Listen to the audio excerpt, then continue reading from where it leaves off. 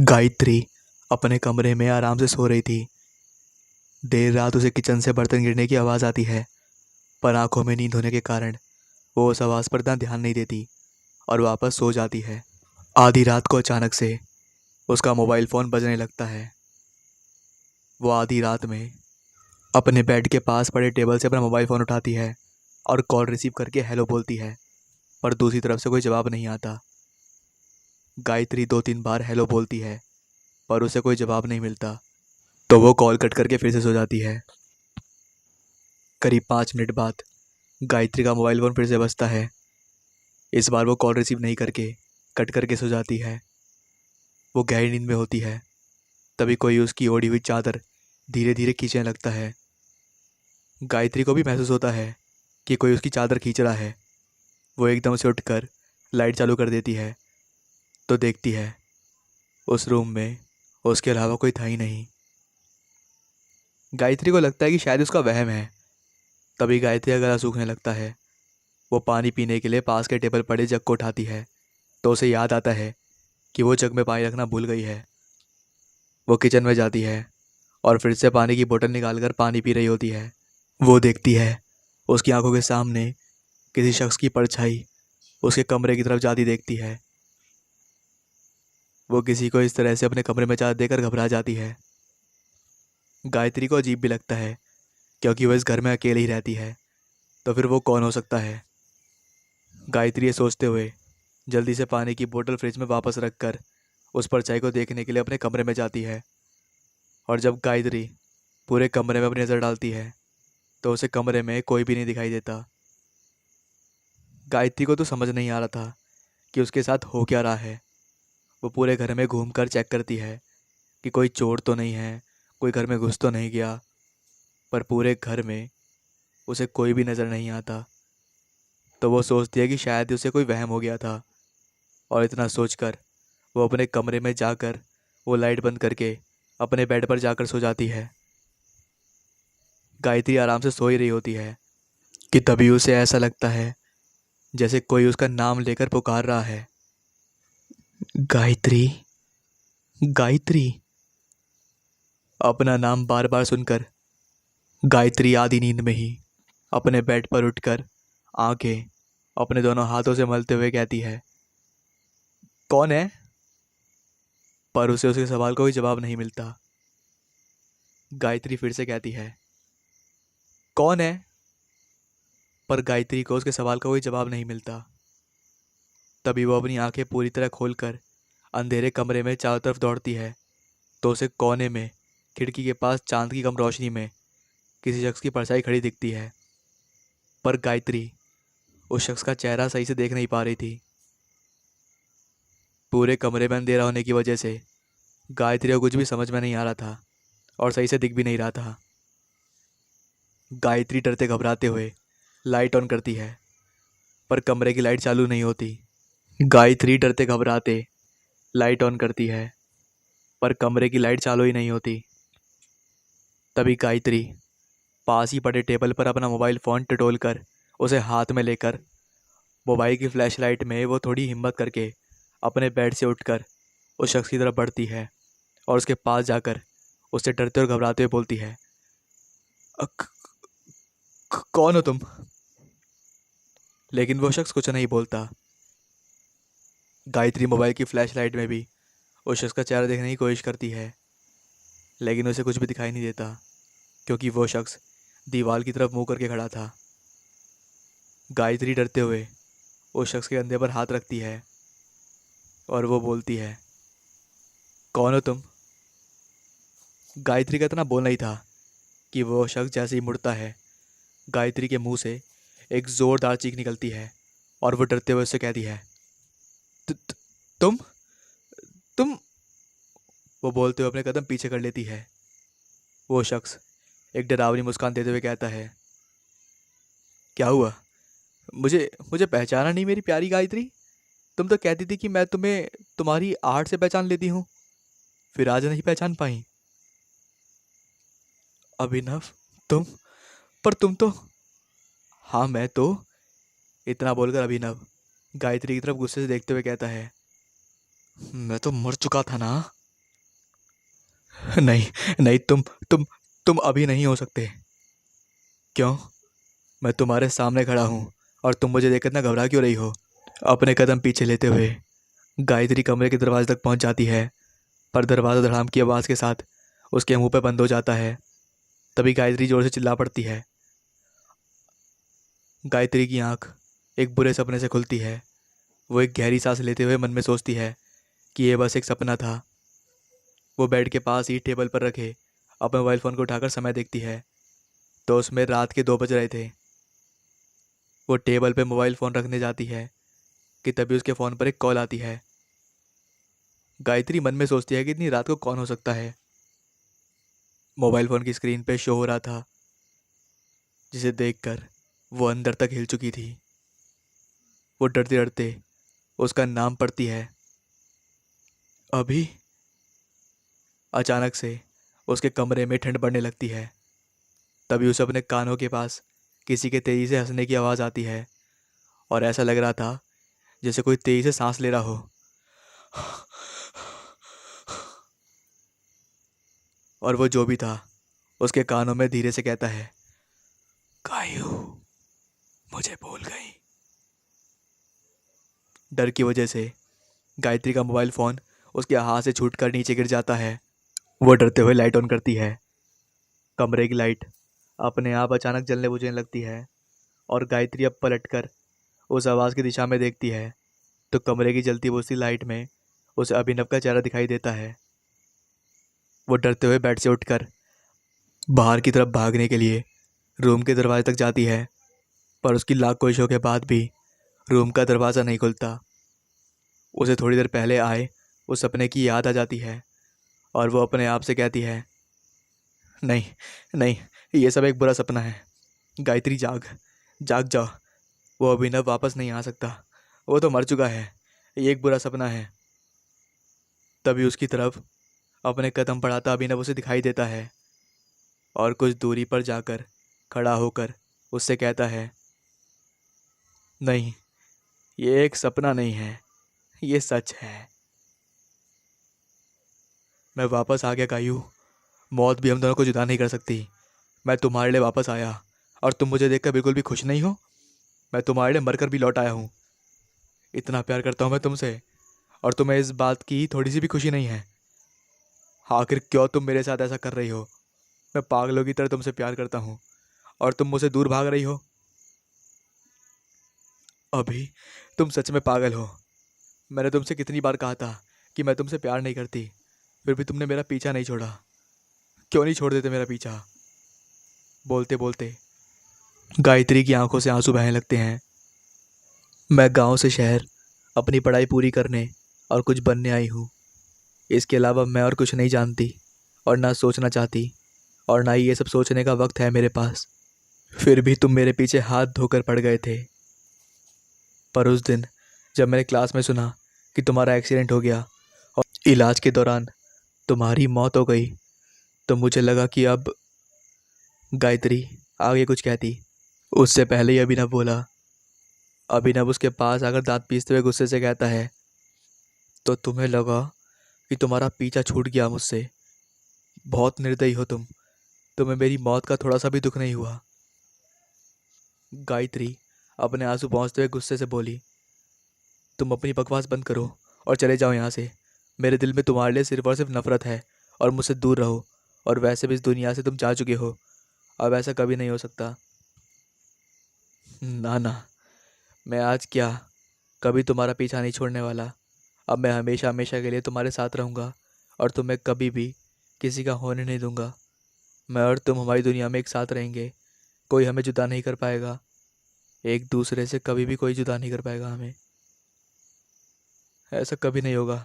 और तुम्हारा क्या मतलब कि हम दोनों तुम्हारी दुनिया में रहेंगे? गायत्री और कुछ कहती, इससे पहले ही अभिनव उसकी तरफ बढ़ने लगता है, और अचानक से गायत्री की आंखों के आगे अंधेरा छाने लगता है। दूसरे दिन शाम के समय गायत्री की आंख अचानक से बहुत सी आवाज़ों से खुलती है। वो उठकर अपने आसपास देखती है, तो वो अपने रूम में होती है, और उसे कल की बात याद आती है। और वो अपने आप से कहती है, अभिनव वापस कैसे आ सकता है? और उसका कहने का मतलब क्या था कि हम उसकी दुनिया में एक साथ रहेंगे? तभी बाहर से आती आवाज़ों से उसका ध्यान टूटता है और वो अपने आप से कहती है, ये सारी आवाज़ें, ये सब तो बाहर से आ रही हैं। गायत्री अपने रूम से बाहर निकल कर देखती है तो उसके आंगन में उसके माँ और पापा फूट फूट कर रो रहे थे और उसकी आंखों के सामने उसका मरा हुआ शरीर था। गायत्री की फ्रेंड सुनिधि उसे आज सुबह कॉलेज जाने के लिए उसे बुलाने आई थी, पर उसकी कई बार दरवाजे बेल पे बजने की वजह से जब गायत्री ने दरवाज़ा नहीं खोला तो उसने पड़ोसियों से मदद मांगी। और जब दरवाज़ा खोला तो देखा कि गायत्री अपने रूम पे फर्श पे पड़ी हुई है और उसकी मौत हो चुकी है।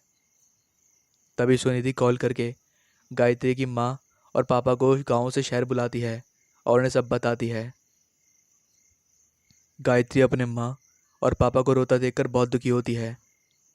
तभी उसके पीछे खड़ा अभिनव उसे देखकर कहता है, कहा था ना मैंने, तुम्हें किसी भी कीमत में पाकर रहूँगा। इतना कहकर वो गायत्री की तरफ अपने कदम बढ़ाता है कि तभी अचानक गायत्री की आत्मा एकदम से चमक उठती है और धीरे धीरे गायत्री गायब होने लगती है। और जाते जाते वो अभिनव से कहती है, तुम मुझे कभी पा नहीं सकते क्योंकि तुमने मुझसे कभी प्यार करा ही नहीं। बस पागलों की तरह मुझे पाने के बारे में सोचते रहे, लेकिन मैंने हमेशा अपने सपनों से प्यार किया और उन्हें पूरा करने की कोशिश हर वक्त करी, पर तुमने मेरी ज़िंदगी और सपने दोनों मुझसे छीन लिए। अब तुम अपनी बची हुई ज़िंदगी इसी तरह एक आत्मा बनकर भटकोगे। इतना बोलकर गायत्री गायब हो गई, हमेशा हमेशा के लिए। और अभिनव वह हमेशा हमेशा के लिए तड़पता गया। कॉलेज की छुट्टियों के 3 महीने बाद रोनी, युग, रेखा, वीना सभी आज जंगल में कैंप लगाकर एडवेंचर करने जा रहे थे। युग की वजह से उसके तीनों दोस्तों ने प्लान बनाया था। दरअसल युग 3 महीने से दुखी था क्योंकि 3 महीने पहले कॉलेज की फाइनल ईयर की परीक्षा देकर युग अपनी कॉलेज की दोस्त रोशनी के साथ उसके घर छोड़ने अपनी बाइक से जा रहा था। युग और रोशनी कॉलेज ही मिले थे और दोनों एक साथ जीवन भर रहने का फैसला भी कर लिए थे। दोनों ने अपने परिवार को भी शादी के लिए मना लिया था। कुछ महीनों बाद वो शादी भी करने वाले थे, पर किस्मत में शायद उनका मिलना लिखा ही नहीं था। तभी जब बीच रास्ते में रोशनी ने युग से आइसक्रीम मांगी, सड़क के साइड में लगा कर जा रहा था, तभी रोशनी भी उसके साथ जा रही थी। उसी समय उसका दुपट्टा बाइक के कोने में फंस जाता है। वो उसे निकालने लगती है। तभी युग रोशनी को पीछे मुड़कर देखता है तो उसे रोशनी अपना दुपट्टा बाइक में से निकालती हुई दिखती है। वो उसकी मदद करने जाता ही है कि तभी एक बेकाबू कार आकर रोशनी को टक्कर मार देती है और युग की आंखों के सामने ही रोशनी खून में लथपथ सड़क पर पड़ी होती है। वो कार भी आगे जाकर किसी खंबे से टकराकर ब्लास्ट हो जाती है। एक पल में युग की आंखों के सामने सब कुछ बदल जाता है। रोशनी दूर खड़े युग को आखिरी बार देखकर अपनी आंखें हमेशा के लिए बंद कर लेती है। इस एक्सीडेंट की वजह से रोशनी कुछ ही समय में अपने प्राण त्याग देती है। भूत प्रेत होते हैं या नहीं, ये तो मैं नहीं जानता, लेकिन अभी भी कुछ ऐसे भी लोग हैं जो बताते हैं कि भूत प्रेत सच में होते हैं। मैं आज आपको ऐसी एक सच्ची घटना सुनाने जा रहा हूँ जो मैंने अपने घर वालों से सुनी है। ये बात बहुत साल पहले की है, जब हमारा घर बना नहीं था। तब घर के पीछे एक कुआं था। उस समय नल वगैरह नहीं हुआ करते थे, इसीलिए सभी लोग कुएं से ही अपने गृहस्थी कार्य करते थे। पास में ही एक पड़ोसी थे, मदन काका, जो अक्सर अपने घर वालों के साथ लड़ते झगड़ते रहते थे। एक दिन पता नहीं उनके मन में क्या आया कि वह आधी रात में उस कुएं में छलांग लगा दिए और उसी में डूब के मर गए। तब से उस कुएं में कोई भी हाथ नहीं लगाता। बहुत बार गांव वालों ने कुएं के पास रात में किसी को बैठे हुए भी देखा, जो काफ़ी ज़ोर ज़ोर की गुहारें लगाता था। जब हमारा घर बना तो कुएं को भर दिया गया। घर का काम अभी आधा भी नहीं हुआ था कि तभी एक मजदूर काम करते हुए नीचे गिर गया। उसे तुरंत अस्पताल ले जाया गया। उसकी जान बच गई। घर पूरी तरह से तैयार हो गया था। उसके बाद से घर में कुछ ना कुछ घटनाएं घटने लगती हैं, लेकिन इस बात पर कोई ध्यान नहीं देता। एक बार दादाजी उसी कमरे में सोए हुए थे जिसके नीचे कुआं था।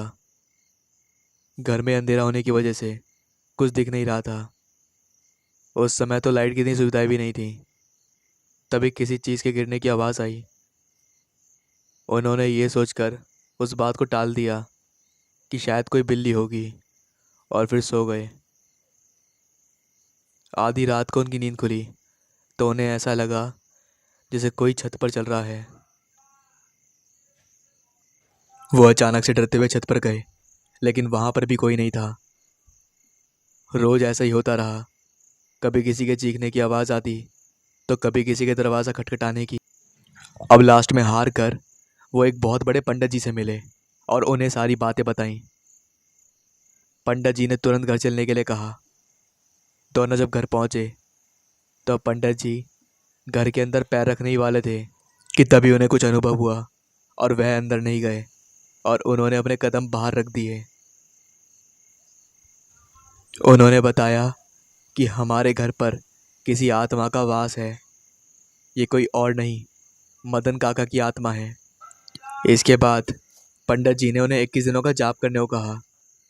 उसके बाद क्या हुआ ये बात मैं नहीं जानता, पर इतना ज़रूर पता है कि पंडित के बताए गए उपचार के बाद फिर कभी किसी आत्मा का साया हमारे घर के आसपास नहीं मंडरा था। दोस्तों ये शॉर्ट कहानी है। मीन्स कि ये जो मैं बनाता हूँ ये एक तरह से शॉर्ट्स हैं। अगर आपको लॉन्ग स्टोरी सुन रही हैं जो 1 घंटे की होती हैं तो आप नीचे डिस्क्रिप्शन में दिए गए लिंक पे क्लिक कर सकते हैं। वहाँ पर लॉन्ग स्टोरीज डेली आती हैं। जीवन एक पैसे की तरह है जो चलती रहती है। जहाँ से चीज़ों की शुरुआत हुई थी वे वापस वहीं पर आके रुक जाती हैं। हमें फिर से उसी रास्ते पर उसी मोड़ पर छोड़ देता है, क्योंकि जीवन का हर पल हमारे कर्म और भाग्य से जुड़ा होता है। ये कहानी किसी के असफल प्रेम और प्रतिशोध की है, जो राजस्थान के कोटा शहर से जुड़ी एक सच्ची घटना से प्रेरित है।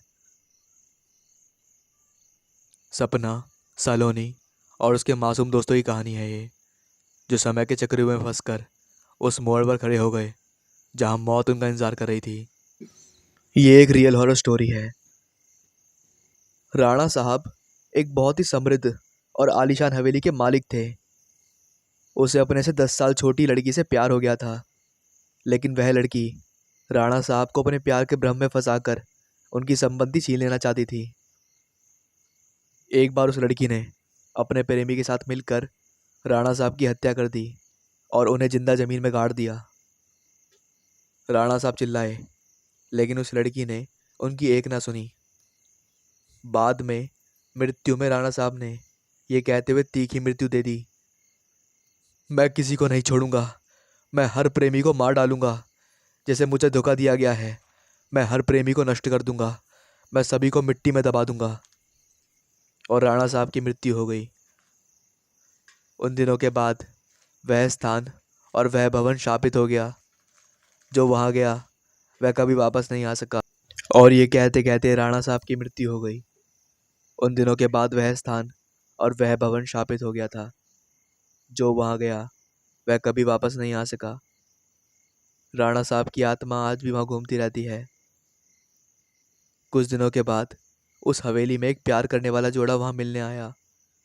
सपना और चांदी दोनों की सगाई हो चुकी थी, लेकिन अभी तक शादी नहीं हुई थी।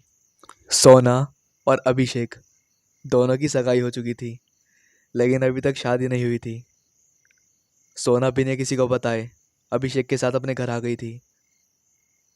सोना और अभिषेक मजाक में उस जगह पहुंचे जहां राणा साहब को जिंदा दफना दिया गया था। अचानक अभिषेक उस जगह पर गिर जाता है और उसके पैर जमीन के नीचे घुसने लगते हैं। ये देखकर सोना डर जाती है और मदद के लिए चिल्लाने लगती है, लेकिन उसकी आवाज़ कोई सुन नहीं सकता था। सोना जब मदद के लिए उस हवेली में जाती है तो उसे पता चलता है कि वहाँ कोई है। उसी समय सोना तुरंत गिर जाती है और उसे उसी जगह घसीट देता है जहाँ राणा साहब और अभिषेक को दफनाया गया था। बाद में सोना को भी उसी जगह दफन कर दिया जाता है। कुछ दिनों बाद जब सोना अपने घर नहीं पहुंचती तो उसकी बहन नेहा और उसका पति कुणाल और कुछ दोस्तों के साथ उसकी तलाश में हवेली पहुंच जाते हैं। कुणाल एक पैरानॉर्मल एक्सपर्ट था। जब वे सभी उस हवेली पहुंचे तो कुणाल को पता चला कि यहाँ कोई बुरी आत्मा रहती है। उन्होंने सभी को सूचना दी। उसी रात उन सभी के साथ कुछ अजीबोगरीब चीज़ें होती हैं, जैसे नल से पानी टपकना, पूरे शयन कक्ष में कीचड़ आना, कमरे की खिड़की और स्वयं के हिलने डुलने की आवाज़, किसी के रोने और चिल्लाना। ये सब देखकर सभी डर जाते हैं और उनमें से एक भागने की कोशिश करता है, लेकिन राणा साहब की आत्मा ने उन्हें भी जिंदा दफना दिया। अगले दिन जब उन लोगों को पता चलता है कि उनका एक साथी गायब है तो वे लोग और भी डर जाते हैं। लेकिन कुणाल बताता है, देखो, अगर हमें यहाँ से निकलना है तो हमें उस आत्मा को बुलाना ही होगा और उससे पूछना होगा कि वह आखिर क्या चाहती है। डर के मारे सभी कुणाल की सलाह मान गए और आत्मा को बुलाने के लिए तैयार हो गए। कुणाल ने कमरे में सारी तैयारियां कर ली और कहा, कोई भी इस कमरे में तब तक नहीं निकलेगा जब तक हमें आत्मा से पूरी जानकारी नहीं मिल जाती, और कुछ भी हो जाए कोई किसी का हाथ नहीं छोड़ेगा। तंत्र मंत्र के द्वारा कुणाल आत्मा को पुकारने लगा। कुछ ही देर में राणा साहब की आत्मा तेज हवा और बिजली के साथ उस कमरे में आ गई। कुणाल ने उस आत्मा से कहा, आखिर तुम चाहते क्या हो? तुम लोगों को मार क्यों रहे हो, और तुम हो कौन? राणा साहब की आत्मा ने कहा, यहाँ से निकल जाओ, मैं किसी को नहीं छोड़ूंगा, सब मारे जाओगे। जो यहाँ आया मैं उन सबको मार डालूंगा। इतना कहकर आत्मा चली गई। उन लोगों ने बाद में सोना की आत्मा को भी बुलाया और उससे पूछा, आखिर क्या हुआ था यहाँ पर? सोना की आत्मा ने सारी बात बताई और कहा, मुझे राणा साहब ने उस जमीन के नीचे दबा दिया है, कृपया मुझे यहाँ से निकाल दें। नेहा ने अपनी बहन सोना से पूछा, राणा साहब की आत्मा को कैसे मारा जाए? सोना ने बताया, जहाँ राणा साहब ने हमें दफनाया है वहीं पास में माँ का त्रिशूल है। उस त्रिशूल से राणा साहब की आत्मा को मारा जा सकता है और इस महल को उनके चंगुल से बचाया जा सकता है। इतना कहकर सोना की आत्मा वहाँ से चली गई। कुणाल, नेहा और अन्य दोस्त उस स्थान पर गए जहाँ राणा साहब को दफनाया गया था। राणा साहब की आत्मा ने उन सभी को त्रिशूल जाने के लिए रोक दिया, लेकिन नेहा किसी तरह उस त्रिशूल के पास पहुंच गई और राणा साहब पर उसी त्रिशूल से हमला कर दिया। कुछ ही समय में राणा साहब और उनके साथ उन सभी आत्माओं को मोक्ष मिल गया जिसे राणा साहब ने दफना दिया था।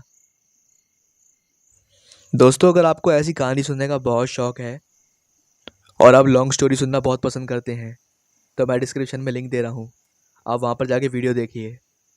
वहाँ पर डेली 1 घंटे की वीडियो डलती है जिसमें आपको डर भर भर कर मिलेगा।